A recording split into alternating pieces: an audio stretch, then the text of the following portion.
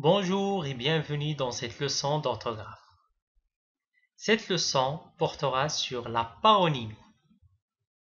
Cette leçon s'adresse aux élèves de la première année du lycée secondaire collégial. Voyons de plus près le texte suivant. Je lis le texte. Le percepteur cherche un précepteur pour ses enfants. Ce professeur donne des leçons spéciales sur les fusées spatiales. Je relis à nouveau le texte.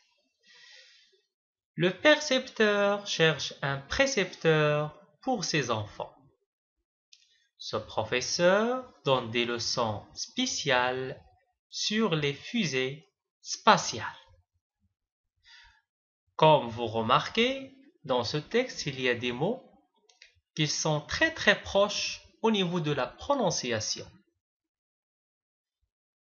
Mais ils ne se prononcent pas de la même manière. C'est beau. Alors, on a percepteur et précepteur.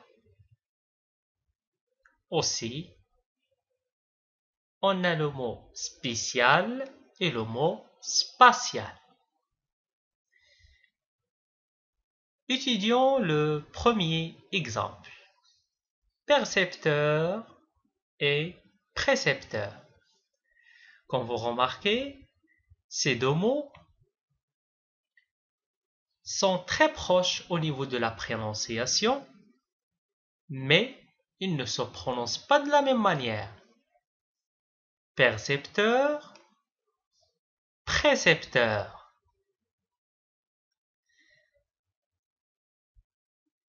Prenons leur orthographe. Percepteur, ça s'écrit avec P, E, R. Tandis que le mot précepteur, ça s'écrit avec P, R, E. Alors, ces mots ne s'écrivent pas de la même manière, mais ils sont proches au niveau de l'écriture. Essayons d'étudier leur sens. Précepteur veut dire une personne qui collecte les impôts. Mais précepteur, c'est un enseignant qui donne des cours particuliers. Alors, on remarque que le mot percepteur et le mot précepteur ne partagent pas le même sens. Ils ont des sens différents. Alors, ces deux mots sont différents, mais qui se ressemblent beaucoup. Ils sont très proches au niveau de l'orthographe et au niveau de la prononciation.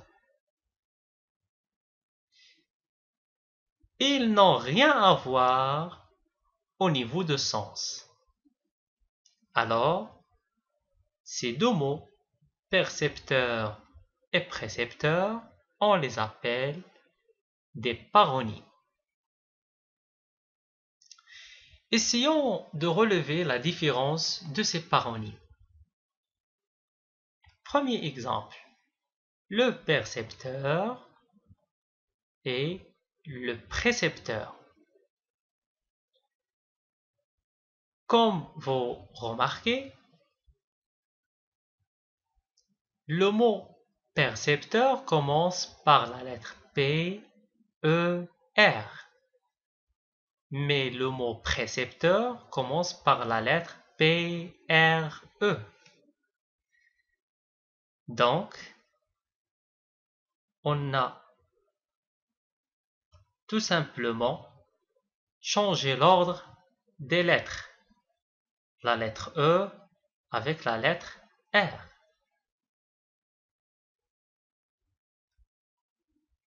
Deuxième exemple. Spatial et spécial. Comme vous voyez dans cet exemple, Le mot spatial est différent au niveau de l'écriture du mot spécial. Mais on n'a pas changé l'ordre des lettres. On a tout simplement changé quelques lettres. On a changé la lettre A par la lettre E et la lettre T par la lettre C. Dernier exemple, les deux mots paronymes facture et fracture. Comme vous remarquez, dans cet exemple, on a ajouté la lettre R au mot facture et on a obtenu un autre mot fracture qui a un sens différent du mot fracture. Alors, on a tout simplement ajouté la lettre R au mot fracture. Alors, la différence entre les mots paronymes peut se créer suivant l'ordre l'ordre des lettres, ou bien le changement de quelques lettres, ou bien par l'ajout d'une lettre. Attention, il ne faut pas confondre entre les homonymes et les paronymes. Les homonymes sont des mots qui se prononcent ou bien qui s'écrivent de la même manière, mais qui ont un sens différent.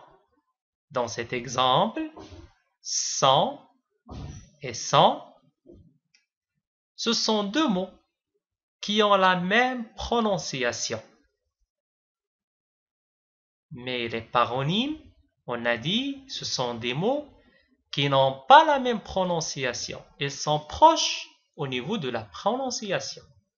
Par exemple, quand vous voyez virage, visage, ces deux mots, ils ne se prononcent pas de la même manière. Mais leur prononciation est presque semblable. Donc, on les appelle des paronymes. Alors, passons à l'application. Dans cet exercice, choisis le mot qui convient pour compléter les phrases suivantes. Première phrase. Le ballon est sorti en. Est-ce qu'on va dire le ballon est sorti en touche ou bien le ballon est sorti en couche? La bonne réponse, le ballon est sorti en touche. Deuxième phrase. Au déjeuner, nous avons mangé un. Est-ce qu'on va dire un poisson ou bien un boisson? Au déjeuner, nous avons mangé un poisson. Troisième phrase.